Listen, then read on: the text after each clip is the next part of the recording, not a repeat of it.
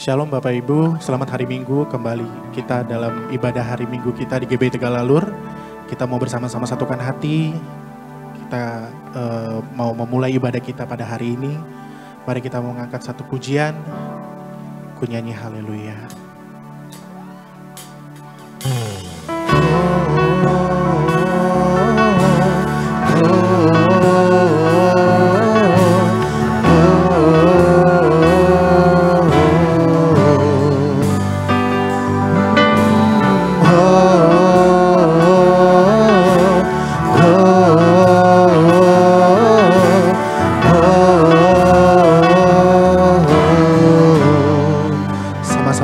Bapakku datang, Bapakku datang,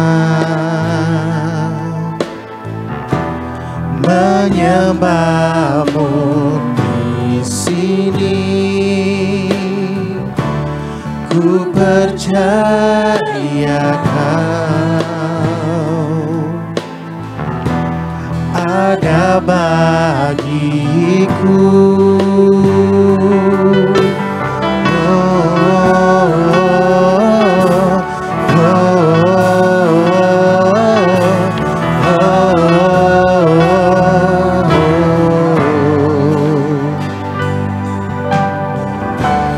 Bapakku datang, kami ingin menyembah Engkau Tuhan, menyembahmu di sini.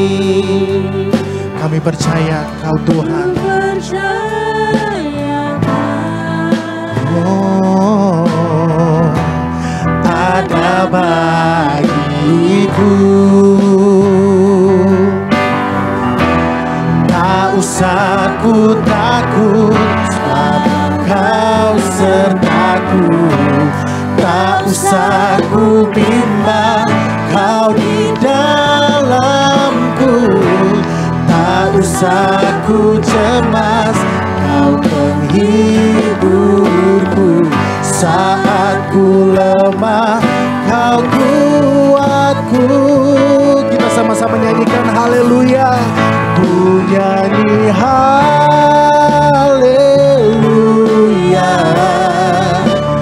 ku nyanyi haleluya. Sungguh Kau hebat, ajaib perkasa perbuatanmu.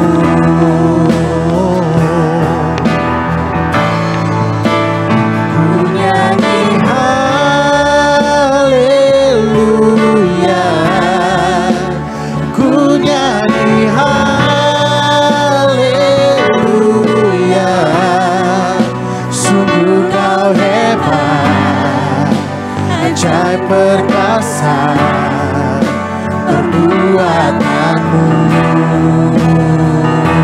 Katakan ku nyanyi haleluya.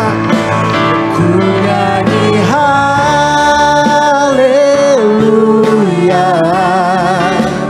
ku nyanyi haleluya.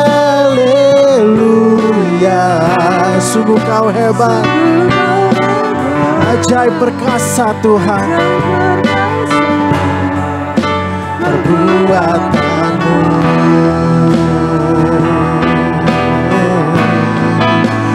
Ku nyanyi haleluya, ku nyanyi haleluya. Sungguh Kau hebat, ajaib perkasa perbuatanmu. Di hidupku, kita mau sama-sama sembah Tuhan. Haleluya, kami bersyukur. Terima kasih Yesus. Kudus, kudus namamu Tuhan. Puji namamu di tempat yang maha tinggi. Kami bersyukur Tuhan, kami bersyukur. Kuasa-Mu Yesus Tuhan. Terima kasih Yesus, terima kasih Yesus. Mari angkat suara kita puji Dia, kita agungkan namanya Tuhan. Haleluya.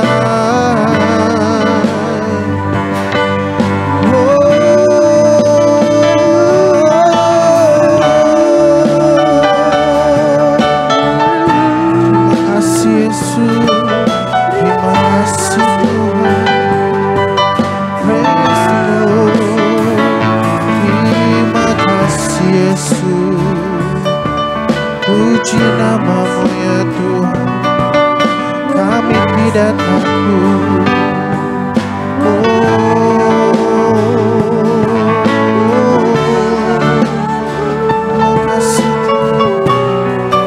Terima kasih Yesus. Haleluya.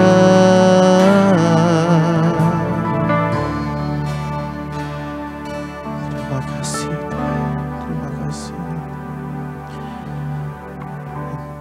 Tuhan, kami berterima kasih Tuhan untuk berkat-berkat Tuhan yang telah kami terima Tuhan sepanjang minggu kemarin. Kami bersatu hati ya Bapa, kami percaya Tuhan kami tidak bisa apa-apa Tuhan jika tanpa Engkau ya Bapa. Kami juga percaya Tuhan di situasi sekarang yang tidak menentu ini Tuhan, kami hanya bisa berpegang pada Engkau. Kuasa-Mu Tuhan yang mampu menguatkan kami Tuhan, meneguhkan kami Tuhan, mengeluarkan kami Tuhan dari segala kecemasan ini ya Bapa. Sakit penyakit Tuhan, hanya Engkau Tuhan yang mampu Tuhan menjamah kami ya Bapa. Terima kasih Tuhan, kami mau memulai ibadah kami lebih lagi Tuhan. Urapi hati kami masing-masing Tuhan. Terima kasih ya Bapa, dalam nama Tuhan Yesus Kristus. Haleluya. Amin. Bapak Ibu, kita mau lanjut kembali Tuhan untuk menyanyikan lagu pujian-pujian Tuhan yang lebih lagi Tuhan. Terima kasih ya Bapak.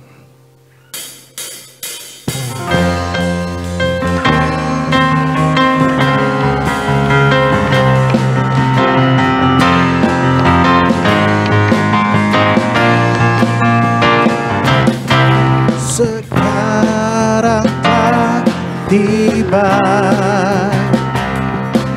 keselamatan dan kuasa dan pemerintahan Allah kita, kuasanya yang diurapinya, karena telah dilemparkannya para pendakwa kita. Sekarang telah tiba, sekarang telah tiba keselamatan dan kuasa dan pemerintahan Allah kita, kuasanya yang diurapinya, karena telah dilemparkannya para pendakwa kita. Oleh darah anak domba, oleh kesaksian kita, iblis dikalahkan, kuasanya dihancurkan oleh darah anak domba.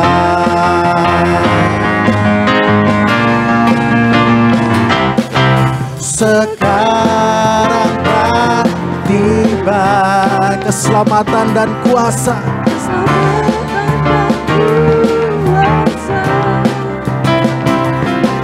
dan pemerintahan Allah kita, kuasanya yang diurapinya, karena telah dilemparkannya para pendakwa kita. Oleh darah anak domba, oleh kesaksian kita,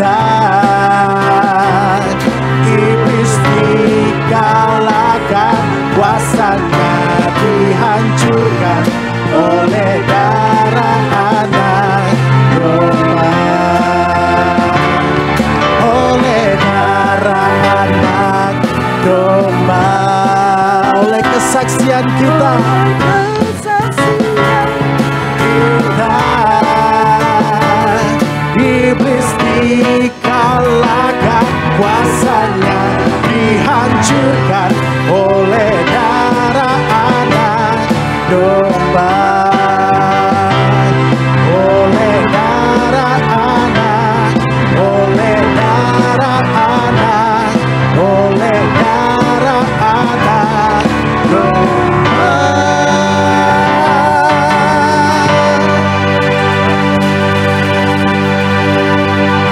Haleluya, puji nama Tuhan.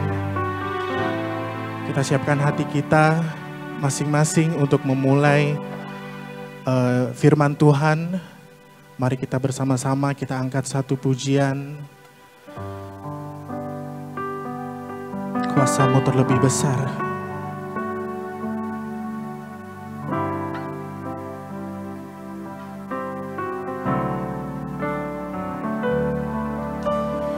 Hanya Kau Tuhan penolongku,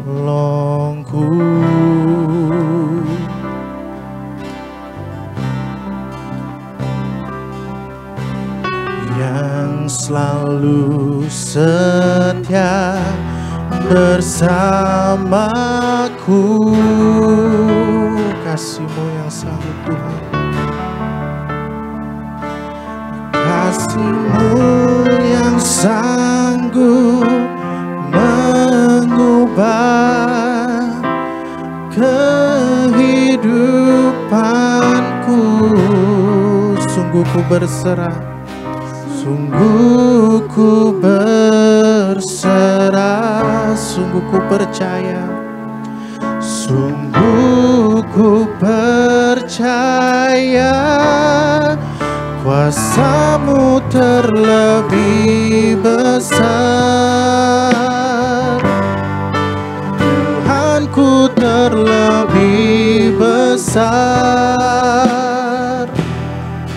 Tak pernah terlambat janji-Mu ya Tuhan menolong hidupku. Katakan kuasa-Mu terlebih besar, kuasa-Mu terlebih besar, Tuhanku terlebih besar. Tak pernah terlambat janji-Mu ya Tuhan, pulihkan hidupku. Kita angkat pujian ini dari awal.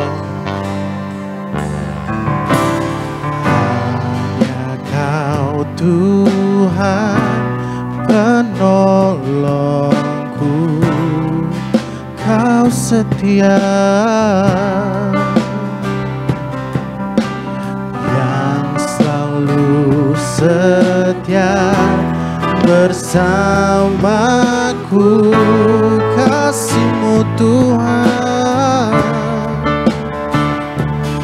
kasih-Mu yang sanggup mengubah kehidupanku.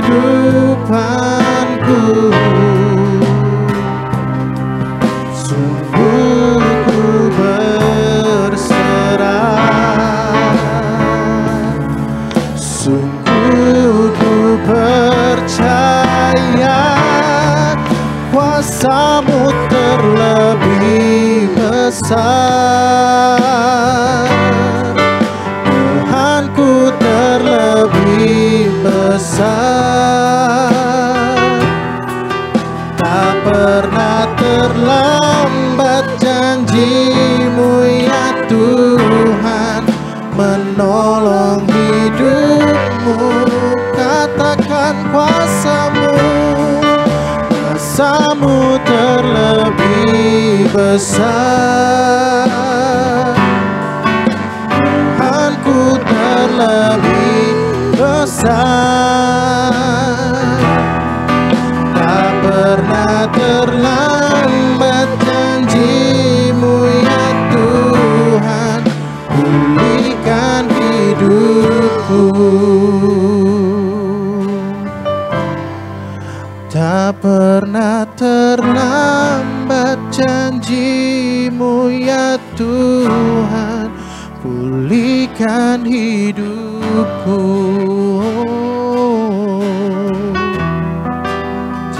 pernah terlambat janji-Mu ya Tuhan, pulihkan hidupku.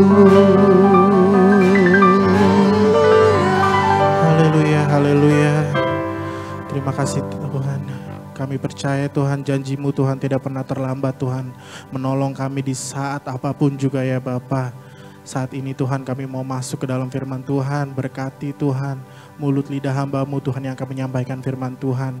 Kami percaya biarlah firman-Mu ini Tuhan tertanam Tuhan di dalam hati kami dan dapat kami lakukan Tuhan hari ke hari ya Bapa.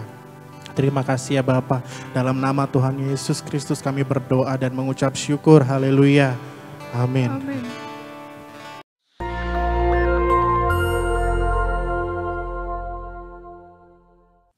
Shalom saudara, tema kali ini kita akan membahas tentang hidup dan cara kematian orang Kristen. Tidak sedikit orang percaya khususnya para pelayan Tuhan yang setia berpulang karena serangan wabah COVID-19. Kemudian banyak orang bertanya, apa yang salah? Kenapa? Kok bisa? Orang seringkali mengaitkan cara kematian seseorang dengan kehidupannya.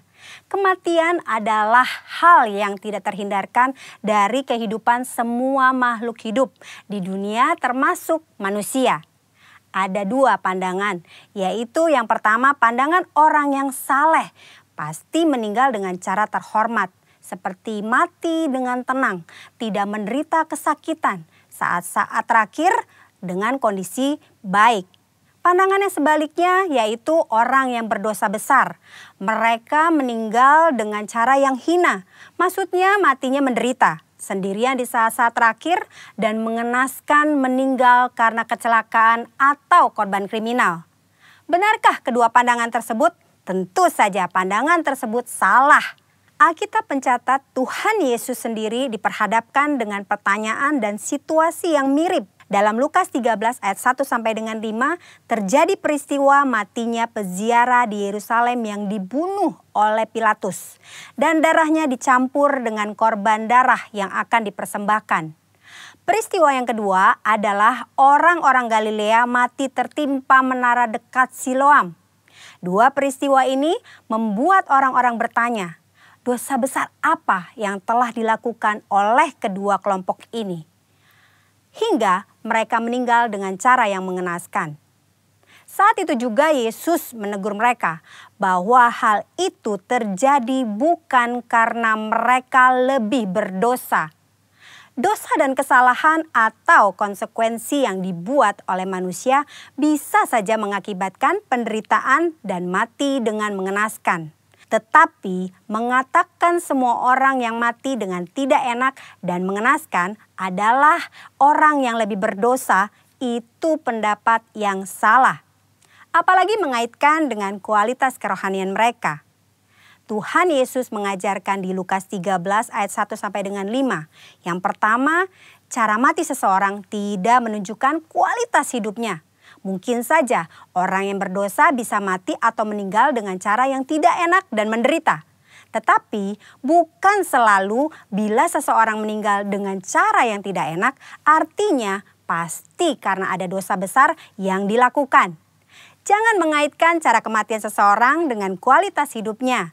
Yesus berkata dengan tegas, jikalau tidak bertobat bisa binasa dengan cara yang tidak enak, bahkan menderita untuk selama-lamanya. Yesus menekankan bahwa penting diperhatikan adalah pertobatan, bukan cara meninggal seseorang. Yang kedua, kualitas hidup seseorang akan berkonsekuensi pada kekekalan. Selain pertobatan, hal yang sama penting adalah menghasilkan buah-buah dalam hidup. Perhatikan perumpamaan pemilik kebun anggur dalam Lukas 13 ayat 6 sampai dengan 9. Si pemilik kebun anggur mengetahui bahwa ada pohon anggur yang tidak berbuah dan ia memberi perintah untuk ditebang. Namun si pengelola kebun meminta kesempatan untuk pohon itu dibiarkan hidup. Dan jika sudah diberi kesempatan masih tidak berbuah, pohon itu segera ditebang. Maksudnya adalah kita masih hidup. Artinya kita diberi kesempatan untuk mengalami pertobatan dan menghasilkan buah.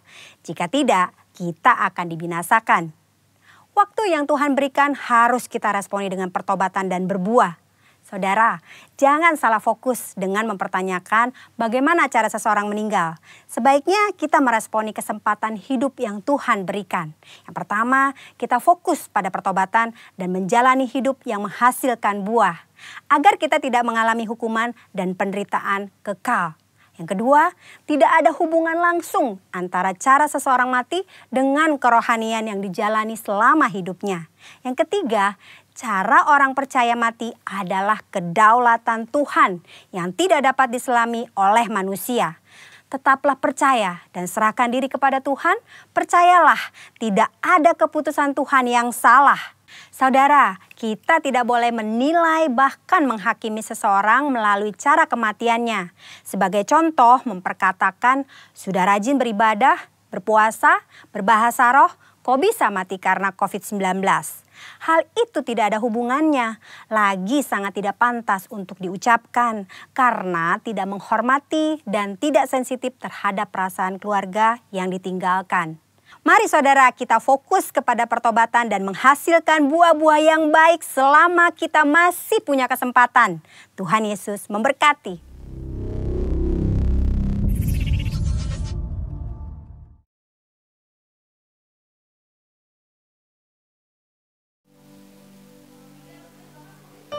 Selamat pagi, shalom saudara-saudara yang dikasihi oleh Tuhan. Mari kita kembali akan merenungkan firman Tuhan pada pagi hari ini dengan tema tetap teguh diterpa badai.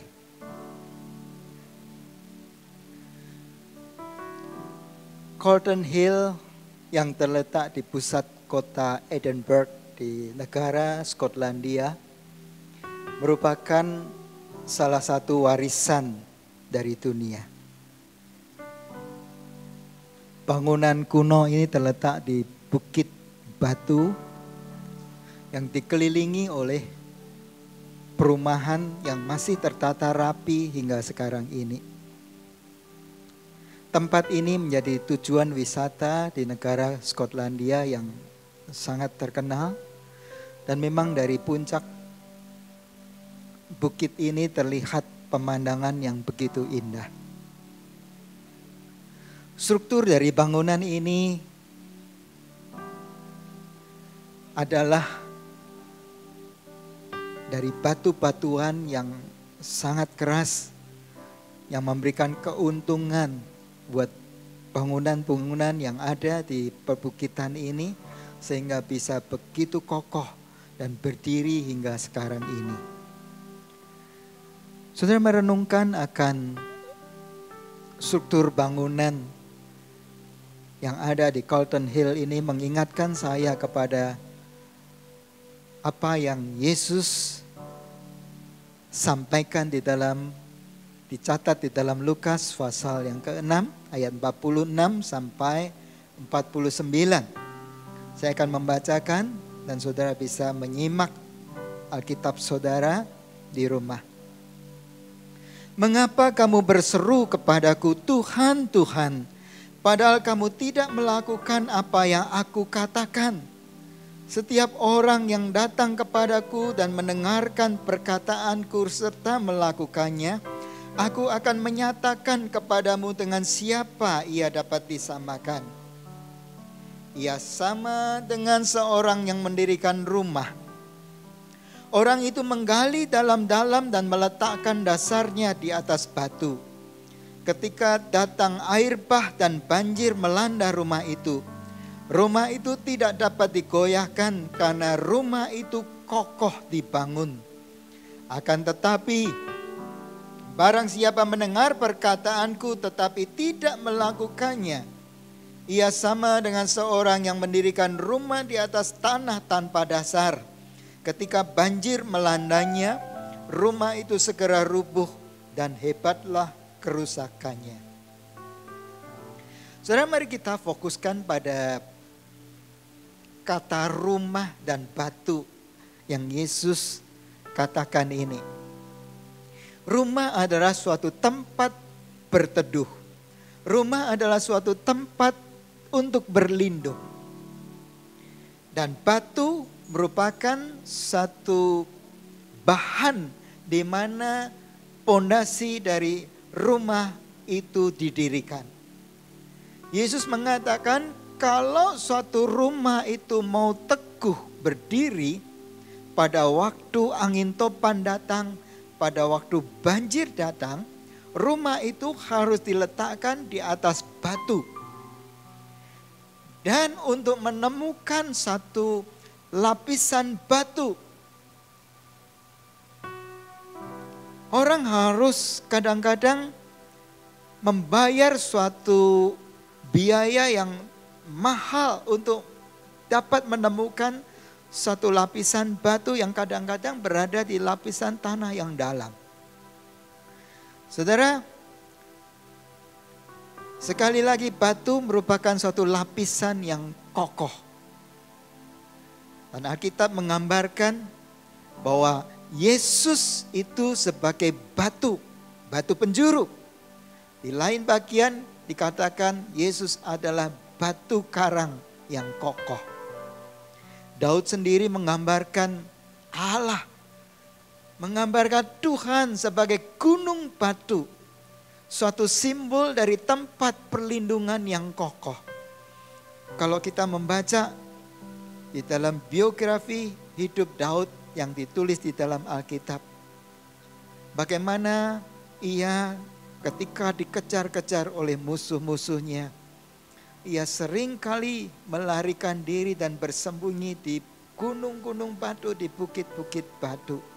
Dan disitulah dia mendapatkan suatu tempat perlindungan yang sangat aman. Paulus juga berkata di dalam Roma pasal 1 ayat yang ke-16. Sebab aku mempunyai keyakinan yang kokoh dalam Injil. Karena Injil adalah kekuatan Allah yang menyelamatkan setiap orang yang percaya. Pertama-tama orang Yahudi, tetapi juga orang Yunani. Perhatikan kata keyakinan yang kokoh. Ini adalah satu landasan iman yang dimiliki oleh Paulus. Yaitu di dalam Injil, dia mendapatkan satu landasan yang teguh. Di dalam Injil, suatu keyakinan yang kokoh di dalam Injil. Karena dikatakan Injil adalah kekuatan Allah yang menyelamatkan. Dan kita lihat saudara di dalam hidup Paulus. Sebagai rasul Tuhan ia banyak sekali menderita. Tetapi ia tidak tergoyahkan imannya. Karena diletakkan di atas suatu dasar yang kokoh. Yaitu Yesus Kristus, batu penjuru itu. Dan dia dengan yakin berkata bahwa dia memiliki keyakinan yang kokoh di dalam Injil yang dia percayai. Dia memiliki keyakinan yang kokoh di dalam pengharapan yang dia letakkan di dalam Yesus Kristus.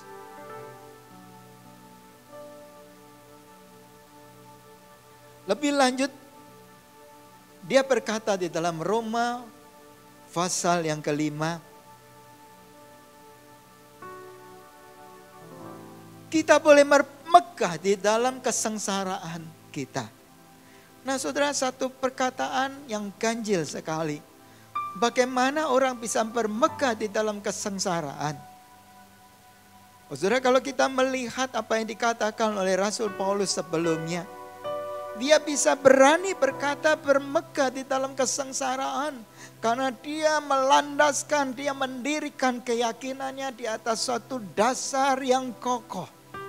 Dalam suatu kerajaan yang tidak tergoncangkan. Ia mempercayai Injil yang adalah kekuatan Allah. Yang sanggup membela dia. Yang sanggup melindungi dia. Yang sanggup dia andalkan dan dia harapkan. Lebih lanjut Roma pasal 5 ayat 3-5 mengatakan. Kesengsaraan itu menimbulkan ketekunan. Tentu saja karena keyakinannya yang kokoh inilah. dia bermegah di dalam kesengsaraan. Dan kesengsaraan ini menimbulkan ketekunan, kata Paulus. Ketekunan di dalam menghadapi kesengsaraan. Dan ketekunan itu menimbulkan tahan uji. Tahan uji menimbulkan pengharapan. Dan pengharapan tidak mengecewakan. Kenapa pengharapan tidak mengecewakan? Ibrani pasal 6 ayat 19 sampai 20 berkata, sebab pengharapan di dalam satu keyakinan yang kokoh kepada kesetiaan kepada Tuhan itu seperti sauh, seperti jangkar yang kuat dan aman bagi jiwa kita, yang telah dilabuhkan sampai ke belakang tabir, di mana Yesus Kristus telah masuk sebagai perintis. Sudah, mari saya perjelas perkataan ini. Jangkar mempunyai suatu bentuk seperti kail pancing. Nah, ketika itu mengait pada sesuatu yang kokoh, itu membuat kapal ini tidak mudah hanyut dan tidak dibawa arus.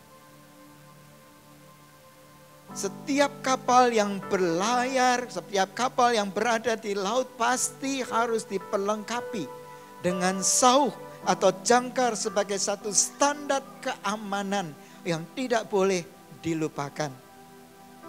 Ketika kapal berada di tengah lautan dan dia mau berhenti, dia harus melemparkan, dia harus membuang sauhnya, dia harus membuang jangkarnya. Supaya jangkar itu pada kedalaman dasar lautan, dia akan mengait sesuatu dan membuat posisi kapal itu tetap berada di tempatnya dan tidak hanyut atau tidak dibawa arus sehingga akan hanyut pergi.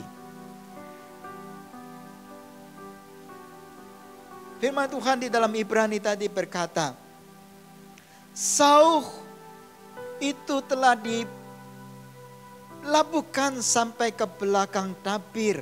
Di belakang tabir itu Yesus ada. Nah saudara, bayangkan ini satu situasi ini. Ketika sauh atau jangkar itu dibuang di tempat di mana Yesus itu berada, dia akan mengait pada Yesus. Dia akan mengait pada Yesus yang adalah batu karang yang kokoh. Dia akan mengait pada Yesus yang adalah batu yang kokoh. Dan ini akan membuat pengharapan kita ini tidak mudah dihanyutkan. Atau kita tidak akan mudah diombang-ambingkan oleh arus kehidupan kita ini.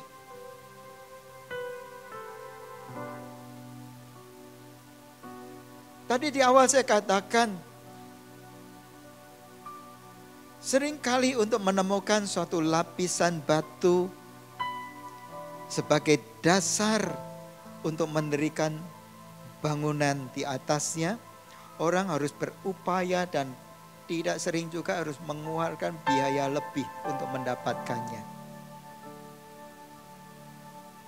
Karena lapisan batu seringkali berada di tempat yang dalam. Sebab itu tadi Yesus berkata,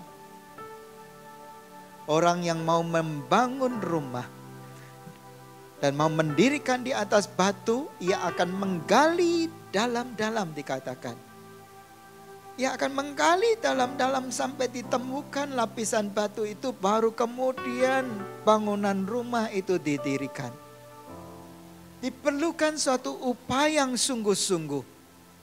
Ada harga yang harus dibayar untuk mendapatkan suatu pondasi yang kokoh, supaya rumah tempat berlindung, rumah tempat berteduh itu tidak hanyut atau tidak rubuh pada saat badai menerpa rumah itu. Nah saudara, di dalam menggali dalam-dalam untuk menemukan lapisan batu ini, hambatan-hambatan seringkali juga dijumpai. Di dalam tanah, ketika seseorang menggali, dia bisa mendapatkan sampah-sampah. Dia mendapatkan lapisan kulit kerang. Dia bisa mendapatkan kabel-kabel di dalam tanah. Dia bisa mendapatkan ya hal-hal lain yang bukan diperlukan, yang tidak berguna buat satu material pondasi tersebut. Orang harus kadang-kadang mengebor, orang harus kadang-kadang menggali sampai begitu dalam. Kadang-kadang juga dijumpai suatu lapisan tipis atau disebut lensa tipis dari lapisan pasir yang seringkali mengelabui. Karena memang lapisan pasir itu juga memberikan kekuatan, tetapi itu tidak cukup kuat untuk bisa mendirikan suatu bangunan yang sungguh-sungguh kokoh untuk diterpa badai. Dan lapisan atau lensa pasir yang tipis ini harus ditembus, harus dibor sampai kemudian ya, benar-benar ditemukan batu yang diinginkan.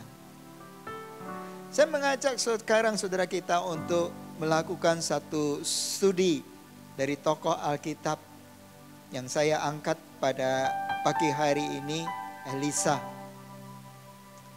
Saudara bisa periksa Alkitab saudara di dalam 2 Raja-Raja pasal yang kedua ayat 1 sampai yang ke-15. Elisa adalah seorang pelaku firman. Ia melakukan kehendak Allah di dalam hidupnya. Allah memanggil dia sebagai pengganti dari Elia. Pada suatu waktu, Tuhan berbicara kepada Elia untuk mengurapi 3 orang. Pertama, Hazael, Raja Aram. Yang kedua, Yehu, Raja Israel. Dan ketiga adalah Elisa sebagai pengganti dari Elia. Tuhan mengutus Elia untuk mengurapi Elisa. Dan itu dicatat di dalam 1 Raja-Raja pasal yang ke-19 ayat yang ke-16. Sebagai seorang penerus dari Elia, Elisa sadar bahwa itu tidak mudah. Di dalam Alkitab kita memeriksa ada badai-badai kehidupan yang dialami oleh Elisa. Di antaranya dicatat itu terjadi di kota Dotan. Pada saat Elisa berada di kota Dotan bersama dengan bujangnya. Di situ Raja Aram menyuruh orang-orangnya untuk menangkap Elisa. Nah, kenapa hal itu bisa terjadi? Saudara, 2 Raja-Raja pasal yang kedua ini mencatat pada saat itu Raja Aram ini sedang berperang dengan orang-orang Israel. Dia mengirim pasukan-pasukannya. Dan dia mengatur strategi untuk peperangan. Tetapi berkali-kali strategi Raja Aram ini dipatahkan oleh Raja Israel. Dan itu tidak terjadi sekali atau 2 kali saja. Maka dikatakan oleh Alkitab, mengamuklah Raja Aram. Lalu ia memanggil pegawai-pegawainya dan menginterogasi mereka. Raja Aram berkata, siapa di antara kita yang menjadi pengkhianat? Karena berkali-kali ya, Raja Israel itu bisa lolos dari pengepungan atau penghadangan-penghadangan yang dia lakukan. Seorang pegawainya berkata, bukan begitu Raja. Karena di Israel ada seorang yang bernama Elisa. Dialah abdi Allah. Dialah yang memberitahukan kepada Raja Israel segala setiap perkataan Tuanku di kamar tidur Tuanku.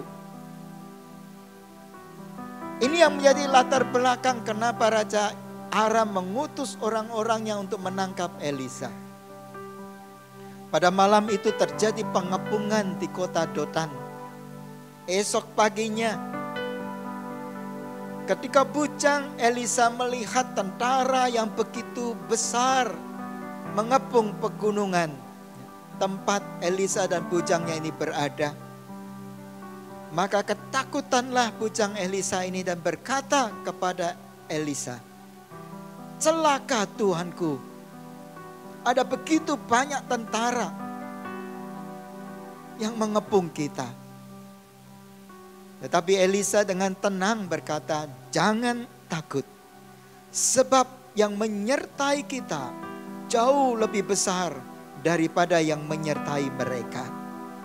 Dan Elisa berdoa minta kepada Tuhan untuk membuka mata bujang Elisa. Dan terlihat bahwa di atas gunung itu begitu banyak tentara-tentara Allah yang ada bersama-sama dengan mereka. Elisa tidak panik. Elisa tetap tenang karena dia memiliki keyakinan yang kokoh bahwa yang menyertai mereka jauh lebih besar daripada yang menyertai tentara-tentara Aram itu. Badai kehidupan yang kedua yang dialami oleh Elisa terjadi di kota Samaria. Saat itu Samaria diisolasi oleh Raja Ben-Hadad, raja orang Aram. Karena suplai makanan itu tidak masuk, bahan-bahan makanan tidak masuk ke dalam kota Samaria. Padahal orang-orang Israel yang di kota Samaria butuh makan.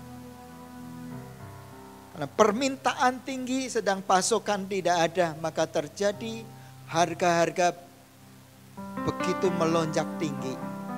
Bahkan menimbulkan kelaparan yang hebat. Sampai-sampai untuk bisa makan, orang Israel harus memasak anaknya untuk dijadikan makanan. Dan ini membuat Raja Yoram, Raja Israel pada waktu itu marah besar. Dan dia menuduh Elisa sebagai biang keladi dari bencana yang dihadapi oleh orang-orang Israel di Samaria ini. Dia mengutus orang-orang untuk menangkap Elisa, untuk memenggal kepalanya. Tetapi sekali lagi Elisa dengan tenang menghadapi semuanya itu dan berhasil mengatasi keadaan. Saudaraku, upaya-upaya Elisa untuk mendapatkan suatu keyakinan yang kokoh itu tidak dilakukan dalam satu malam. Mari kita telusuri riwayat bagaimana Elisa bisa kemudian memiliki keyakinan yang begini kokoh kepada Tuhannya. Saudara periksa Alkitab saudara di dalam 1 Raja-Raja pasal 19. Yang pertama dikatakan, Elisa menerima panggilan Tuhan. Di awal tadi saya katakan Allah sendiri yang telah meminta Elia untuk mengurapi Elisa untuk menjadi penggantinya. Tuhan telah berkehendak untuk mengangkat Elia meneruskan mengangkat Elisa untuk meneruskan pekerjaan-pekerjaan Elia. Saat Elia menemui Elisa, ia melemparkan jubahnya. 1 Raja-Raja pasal 19 ayat 19. Catat, ketika Elia lalu dari dekatnya, ia melemparkan jubahnya kepadanya, kepada Elisa. Dan Elisa meresponi panggilan itu. Lemparan jubah Elia ini menjadi isyarat panggilan Elia kepada Elisa. Elisa menangkap itu. Dan kemudian ia mengikuti Elisa. Yang pertama ia menerima panggilan Tuhan. Yang kedua, Elisa menetapkan tujuannya. Apa itu tujuannya? Yaitu 2 bagian roh Elia. Ini berbicara soal kadar roh nabi yang lebih besar daripada Elia untuk melanjutkan pelayanan Elia. Elisa sadar bahwa tidak mudah untuk menjadi penerus dari Elia. Raja-raja Israel itu begitu jahat dan telah rusak rohaninya. Penyembahan berhala telah begitu diajarkan dan merusak kehidupan bangsa-bangsa, merusak kehidupan bangsa Israel. Elia membutuhkan kadar roh nabi yang 2 kali lebih besar daripada Elia untuk bisa memikul tanggung jawab yang Tuhan percayakan kepadanya. Ia tetapkan tujuannya. Yang ketiga, ia memberikan dirinya untuk dibimbing oleh bapak rohaninya, yaitu Elia. Ia memiliki komitmen untuk itu. Dalam 1 Raja-Raja pasal 19 ayat 19 sampai 21. Ayat 21-nya berkata, sesudah itu bersiaplah Elisa, lalu mengikuti Elia dan menjadi pelayannya. Saudara, menarik apa yang dilakukan oleh Elisa. Pada saat Elia menyatakan panggilan Tuhan kepadanya dan ia terima, dan apa yang dia lakukan? Pada saat itu dia sedang membacak dengan 12 pasang lembu. Nah, ketika panggilan itu diterima, Elisa kemudian memasak lembu yang dijadikan alat untuk membacak tersebut. Dan kemudian bacak lembu itu dijadikan kayu bakar untuk memasak masakan. Saudara, saya mengajak kita merenungkan bagian ini. Ini berarti bahwa komitmen dari Elisa untuk tidak berbalik lagi kepada apa yang telah dia terima, panggilan yang dia telah terima. Karena sama sekali apa alat yang dia pakai untuk membaca itu sama sekali dimusnahkan dalam bentuk dijadikan kayu api, lembunya dipenggal dan dimasak dijadikan makanan. Dia sudah sama sekali tidak memiliki apa-apa lagi untuk dia bisa balik kepada pekerjaannya yang semula. Saya teringat satu cerita tentang Raja Mongol Genghis Khan. Suatu raja yang termasyhur dan ditakuti oleh bangsa-bangsa pada waktu itu.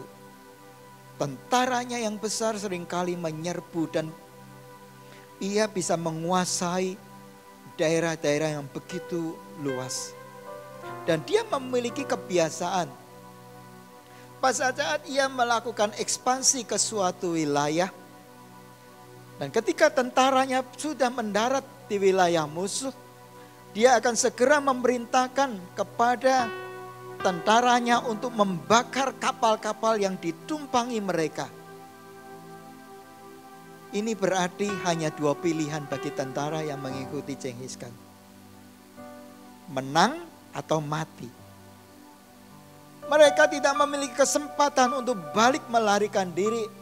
Karena kapal yang telah mereka tumpangi itu sudah dibakar habis dan dihanguskan. Ini memotivasi tentara Genghis Khan untuk berperang begitu rupa. Karena tentu saja mereka tidak mau mati. Kalau tidak mau mati, mereka harus bertempur habis-habisan sampai memenangkan pertempuran itu. Nah, inilah yang dilakukan oleh Elisa. Dia habiskan semua sarana dan tidak memberikan kesempatan buat pikirannya untuk berbalik arah ke dalam kehidupan yang lama. Ya, sungguh baktikan dirinya dalam suatu komitmen yang sungguh-sungguh berikan dirinya untuk dibimbing oleh bapa rohaninya, yaitu Elia. Yang keempat, Elisa telah membulatkan tekadnya begitu rupa. Elisa memiliki keteguhan hati. Elisa memiliki kegigihan. Elisa memiliki persistensi. Dan dia sungguh-sungguh menjadi seorang yang mentalnya kuat. Tidak goyah. Coba kita periksa saudara apa yang dituliskan di dalam 2 Raja-Raja pasal yang kedua tadi. Bagaimana kita lihat sikap dia yang begitu sungguh-sungguh ketika mengikuti Elia dan telah memiliki target atau tujuan, yaitu 2 bagian dari roh Elia. Saat itu dikatakan Elia dan Elisa sedang berada di Gilgal. Elia berkata kepada Elisa, "Tunggulah di sini, sebab Tuhan menyuruh aku ke Betel." Tetapi Elisa berkata, "Sekali-kali aku tidak akan meninggalkan Tuanku." Lalu mereka berangkat. Kemudian sampailah di Betel. Di sana serombongan nabi menemui Elisa dan berkata, "Tidakkah engkau tahu bahwa Tuhanmu pada hari ini akan diangkat oleh Tuhan ke surga?" Elisa berkata, "Aku juga tahu, diamlah." Lalu Elia sendiri berkata, "Elisa, udah tinggal di sini. Sebab Tuhan menyuruh aku ke Yeriko." Tetapi sekali lagi Elisa berkata, "Aku sekali-kali tidak akan meninggalkan engkau." Lalu mereka berangkat ke Yeriko. Di sana ketemu lagi serombongan nabi yang sekali lagi berkata perkataan yang sama. Seperti pada waktu ada di Betel. "Tidakkah engkau tahu bahwa pada hari ini Tuhanmu akan diangkat Tuhan ke surga?" Elisa sekali lagi berkata, "Aku juga tahu, udah diam aja."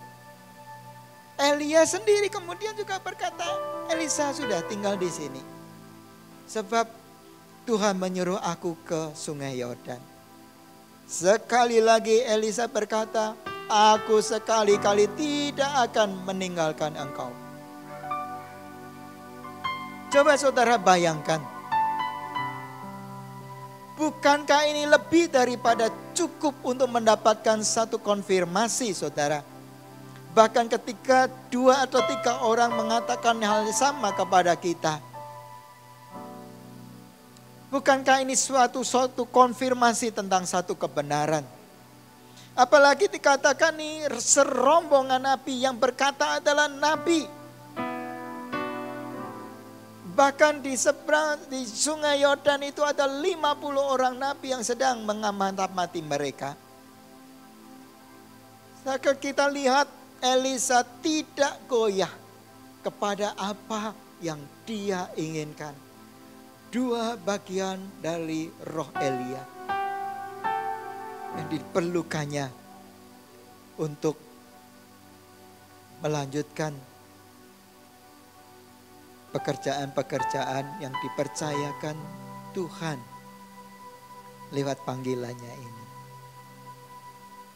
Kegigihannya begitu rupa, keteguhan hatinya tidak tergoyahkan. Dan kita juga melihat di dalam Alkitab, pada akhirnya ketika mereka berada di seberang Sungai Yordan, Elisa mendapatkan apa yang dia inginkan. Pada saat Elia terangkat ke surga, Elia melemparkan jubahnya. Singkat cerita, Elisa sungguh mendapatkan apa yang dia inginkan. Saudara, suatu perjuangan yang panjang dibutuhkan suatu komitmen yang sangat tinggi saudara. Untuk dapat memiliki suatu keyakinan yang kokoh di dalam Tuhan. Inilah yang menjadikan Elisa itu begitu tenang menghadapi badai-badai di dalam kehidupannya. Ia yakin kepada siapa yang ia layani. Ia yakin kepada Tuhan Elia yang sekarang menjadi Tuhannya yang dia layani. Sehingga apapun yang mengancam hidupnya tidak membuat dia takut, tidak membuat dia gentar. Tetapi dia melihat penyertaan Tuhan yang tidak pernah meninggalkan dia. Saudara, kembali kepada apa yang Yesus katakan tadi. Kalau saudara mau menghendaki tempat perlindungan, kalau saudara menghendaki tempat untuk berteduh, kalau saudara mau menghendaki tempat bernaung yang aman, yang kokoh, yang tidak mudah dihanyutkan oleh tofan ataupun badai. Yesus katakan, engkau harus dirikan di atas batu. Dan batu itu adalah Yesus Kristus. Saya berdoa kiranya Roh Kudus mencelikkan mata kita semua. Dan kita sungguh-sungguh mau, saudara, mau untuk melakukan firman Tuhan. Supaya kita memiliki keyakinan yang kokoh. Seperti Paulus, seperti Elisa. Orang-orang yang menjadi pelaku-pelaku firman Tuhan. Dan bagaimana hasil yang mereka dapatkan. Karena mereka mengalami Tuhan di dalam hidupnya. Dan mereka mendapatkan bukti-bukti yang nyata bahwa Tuhan yang dia percayai, Tuhan yang merupakan gantungan dari hidup mereka adalah Tuhan yang hidup.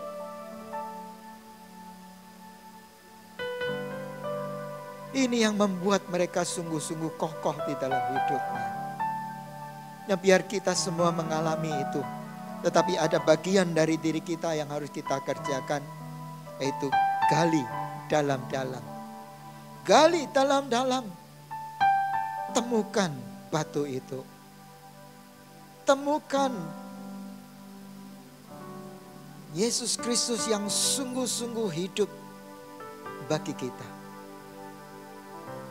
Mari kita sungguh-sungguh saudara lakukan itu. Tidak ada seorang pun yang hanya duduk-duduk santai, duduk-duduk diam yang bisa mendapatkan sesuatu. Alkitab sendiri berkata, carilah aku, maka engkau akan menemukan aku. Cari. Ada satu upaya yang harus kita kerjakan. Tuhan berjanji kalau kita sungguh-sungguh mencari Dia, Ia akan pasti muncul seperti fajar, seperti rembang tengah hari. Tuhan memberkati saudara.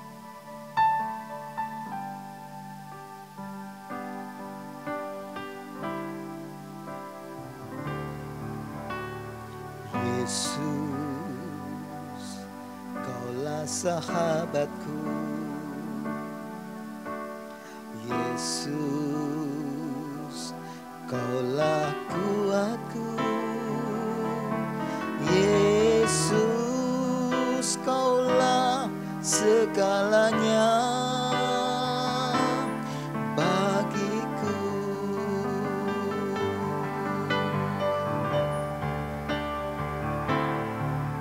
Dikala ku dalam kesesakan, di saat aku dalam kebimbangan, ketika aku putus pengharapan, ku tahu pasti Kaulah penolongku.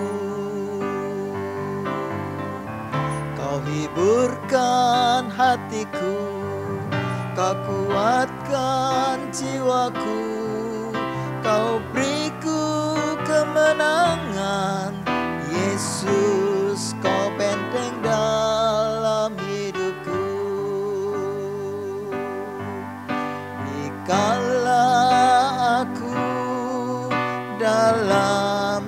sesakan di saat aku dalam kebimbangan. Ketika aku putus pengharapan, ku tahu pasti Kaulah penolongku. Kau hiburkan hatiku, Kau kuatkan jiwaku, Kau beriku kemenangan. Yesus, Kau benteng dalam hidupku.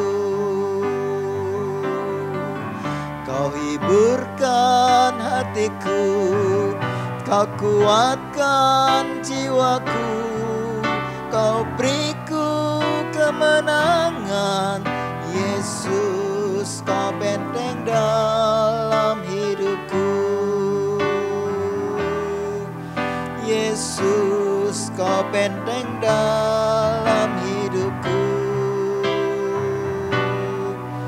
Yesus, Kau benteng dalam hidupku.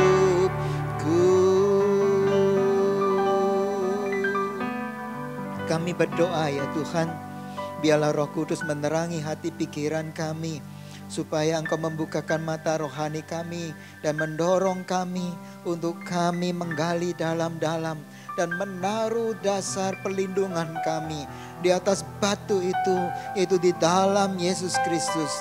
Kami berdoa ya Tuhan, hari-hari ini ketika badai kehidupan ini sedang menerpa, kami sungguh-sungguh mau teguh ya Tuhan Yesus, yaitu kalau kami mau mendirikan dasar keyakinan kami ini di dalam Engkau. Janji-janji-Mu adalah ya dan amin. Biar itu kami alami di dalam hidup kami. Bukan sebagai sekedar pengetahuan saja. Bukan sebagai satu bacaan yang tertulis. Tetapi biarlah kami semua mengalami itu ya Tuhan Yesus. Dan kami dibuat tenang. Karena kami menyadari bahwa pertolongan kami dari Allah yang hidup itu adalah yang sungguh-sungguh pasti dan nyata.